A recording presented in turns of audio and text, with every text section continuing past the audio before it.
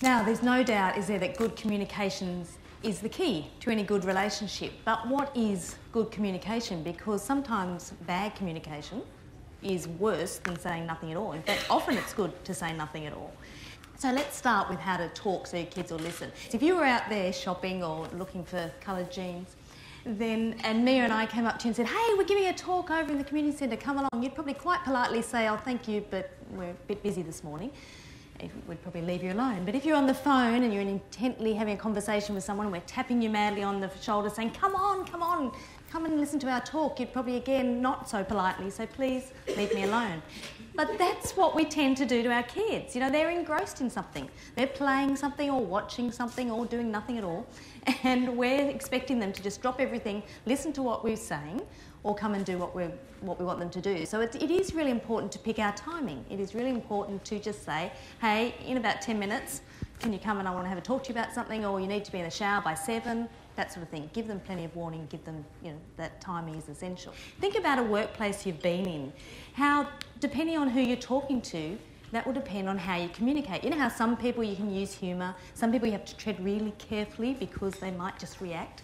Our kids are the same. You know how the same parents can produce such different kids, can't they? In fact, they usually do. And so one child, you have to be very careful how you criticise or suggest anything because they'll just react really badly. Another one, you need to be really strong, otherwise they'll just walk all over you. I think modern parents, me included, we use too many words these days. When you're trying to tell your child no, or it's not on, we use too many words.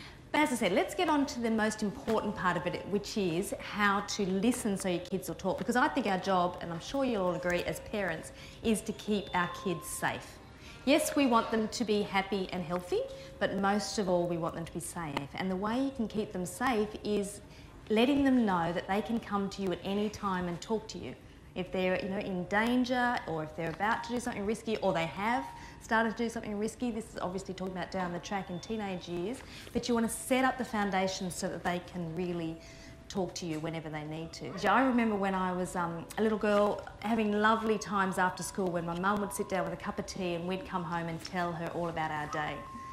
And whether you can be there after school every day or kindy every day or not, there's still a fabulous way you can tell your kids that you're ready to listen. And that's by asking them if it's worthy of getting a cup of tea.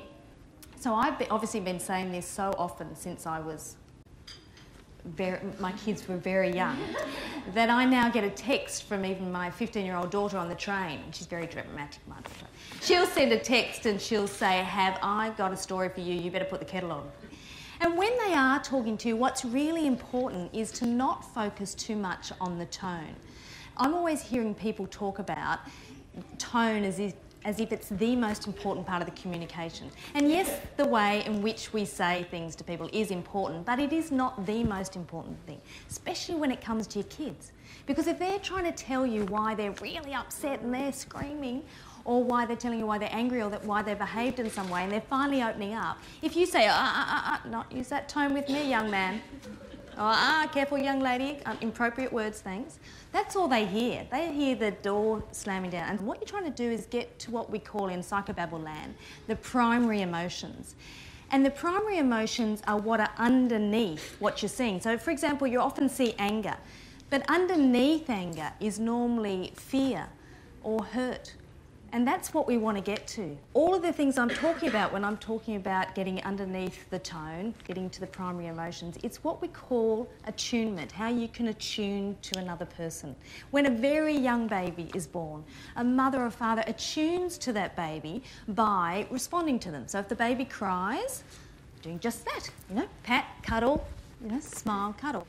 That's what we want to do with our kids and our partners. We want to let them know that we get them. If you've got one child who's really excited because something's happening for them and the other one who's crying because something's really tough, it's really hard to attune to both of them. But you can reach over to the one who's looking a bit down or sad and just squeeze their hand, let them know that you're there, and then with an excited face say, come on, tell me about your day, telling this one, I'm going to get to you. And a very good friend of attunement is empathy.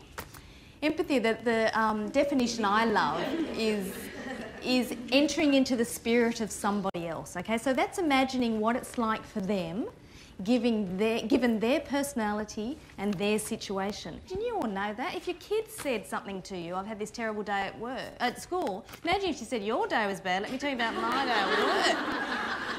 Oh, that's a good day. I wish I had a day like yours. So, yeah, really important to practice that empathy, and again, with our partners. And lastly, following up. It's really important with our kids. If they tell you that they've got something big on the next day, it's important to remember it and ask them how it went. I think it's a lovely thing to, when you tuck them into bed at night, to say, look, I'm still laughing about that story you told over dinner.